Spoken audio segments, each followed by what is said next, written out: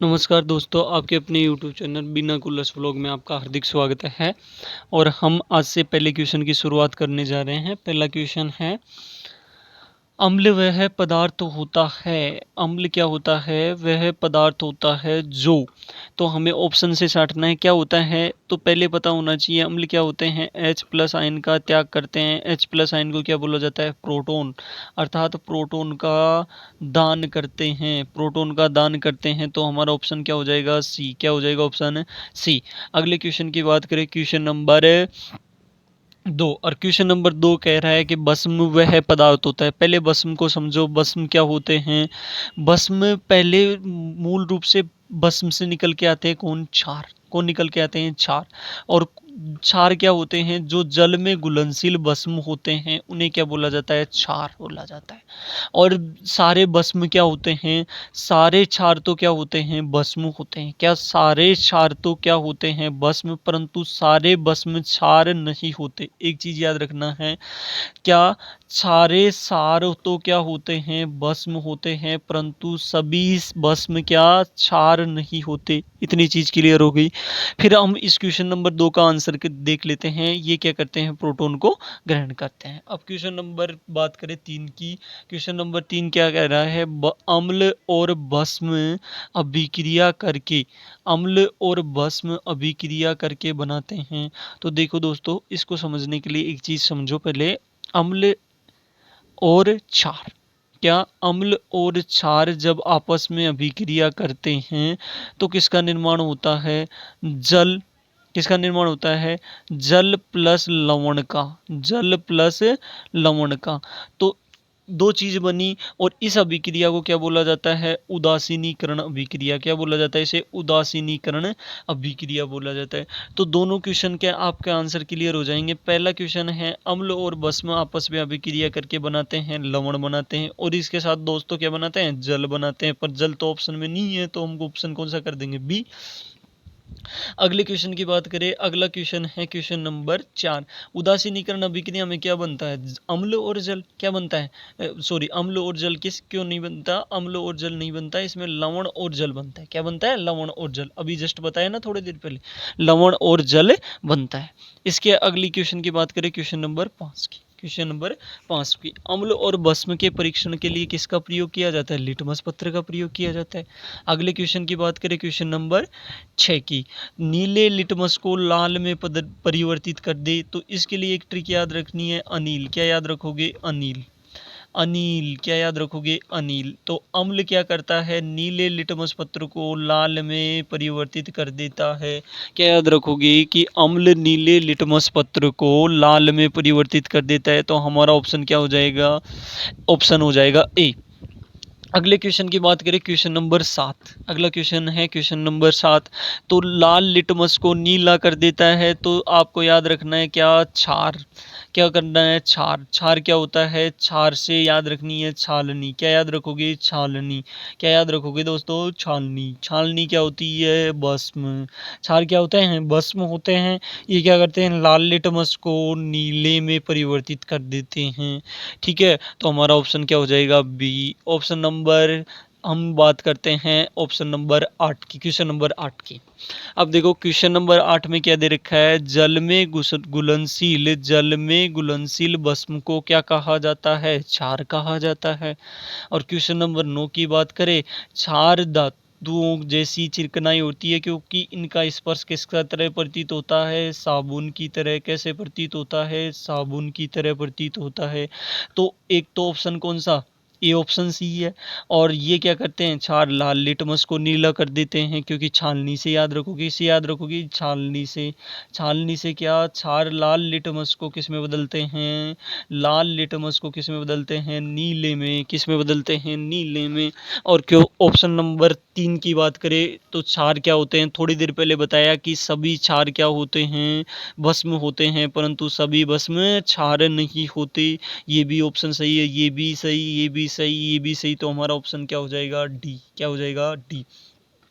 अब अगले क्वेश्चन की बात करते हैं, क्वेश्चन नंबर 10।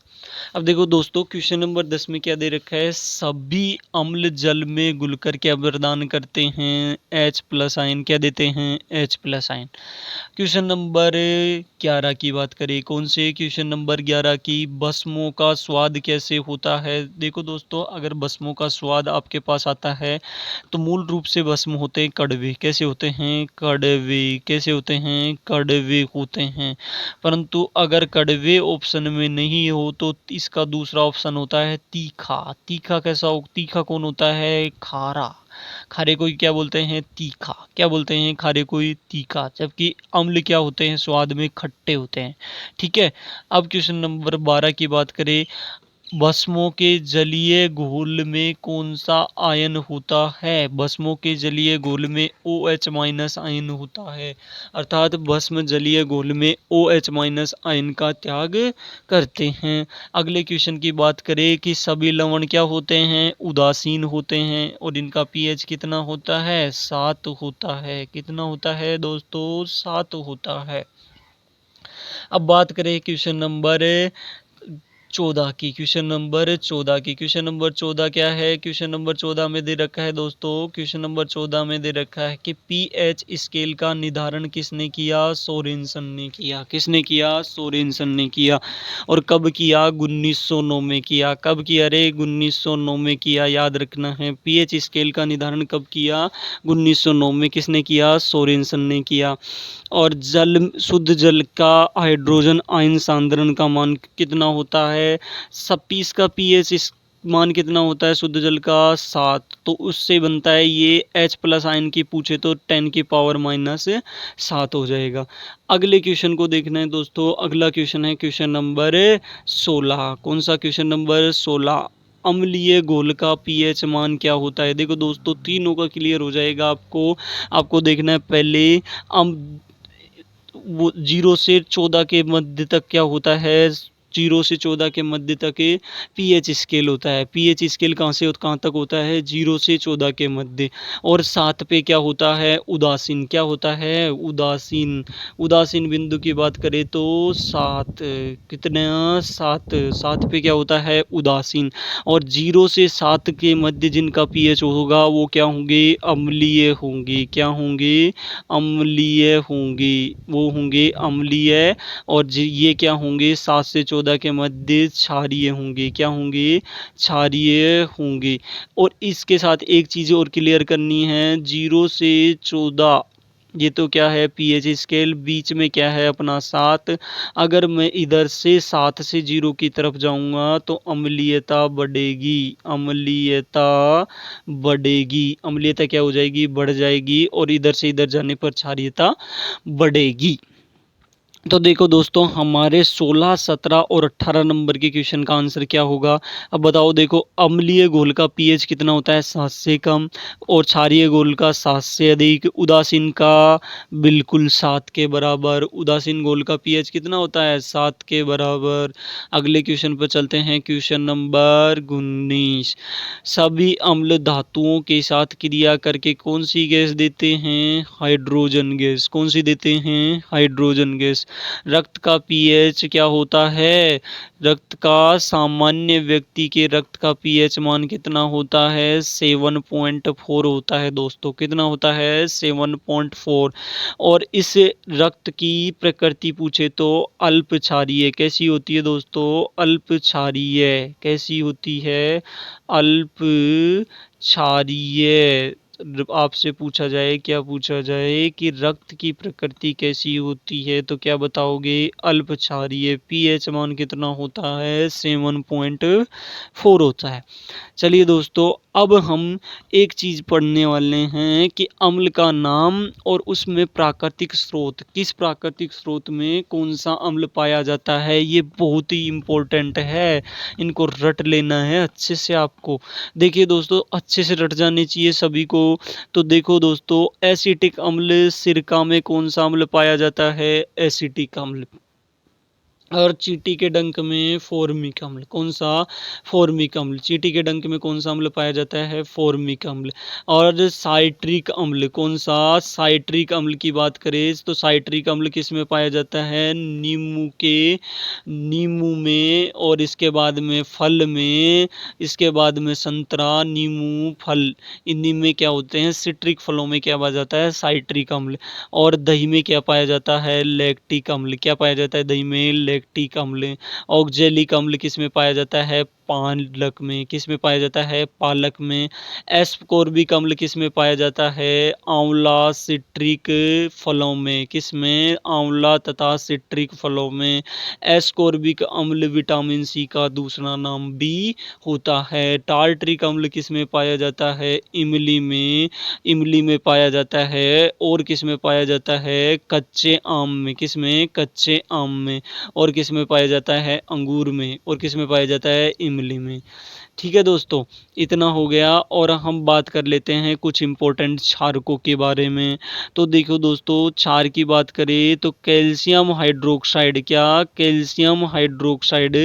कैल्शियम हाइड्रोक्साइड में क्या पाया जाता है? चूने के पानी में क्या पाया जाता है? Calcium hydroxide. क्या पाया जाता है? Calcium hydroxide. और कैल्शियम हाइड्रोक्साइड का सूत्र होता है CaOH का होल ट्वाइस। क्या होता है? CaOH का होल ट्वाइस होता है। ठीक है। अगला बात करें अमोनियम हाइड्रोक्साइड। अमोनियम हाइड्रोक्साइड पाया जाता है किसमें? खिड़की के कांच में और साफ करने वाले अपमार्जकों में पाया जाता है। और साबुन में कौन सा पाया जाता है? Sodium hydroxide. और कौन सा पाया जाता है? साबुन में पाया जाता है दोस्तों सोडियम हाइड्रोक्साइड और पोटेशियम हाइड्रोक्साइड। देखिए पोटेशियम हाइड्रोक्साइड पाया जाता है वो तो नहाने के साबुन, कौन से में? नहाने के साबुन में पाया जाता है पोटेशियम हाइड्रोक्साइड। और बात करें कपड़े धोने के साबुन में, कपड़े धोने के साबुन में कौन सा पाया जाता है? Sodium hydroxide. और आपसे पूछे मैग्नीशियम हाइड्रोक्साइड किस में पाया जाता है? दूध या मैग्नीशियम में पाया जाता है, जिसी का दूसरा नाम क्या है? Milk of magnesia. क्या है उसका नाम? Milk of magnesia. चलिए दोस्तों, आज का वीडियो यहीं पे समाप्त करते हैं। और आपसे सभी से एक निवेदन है कि अगर आपको वीडियो अच्छा लगता है तो अपने दोस्तों के साथ शेयर करें और अधिक से अधिक लाइक करें, कमेंट करें। आपको कौन सा अच्छा अगला टॉपिक चाहिए उसके बारे में बताएं, ताकि हमें भी मोटिवेशन मिले। Okay, thank you.